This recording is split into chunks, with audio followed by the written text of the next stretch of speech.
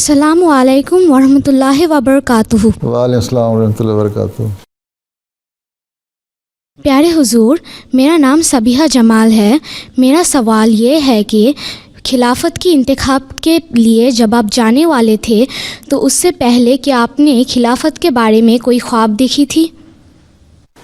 نہیں، میں نے کوئی خواب نہیں دیکھی تھی، نہ پہلے نہ بعد۔ سمجھ آئی؟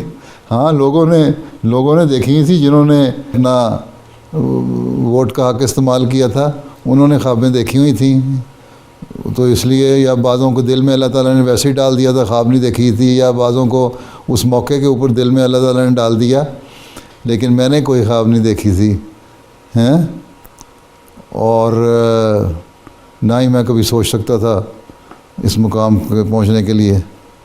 ٹھیک ہے؟ جی حضور۔ چلو پھر بیٹھ جاؤ۔ جزاک اللہ حضور۔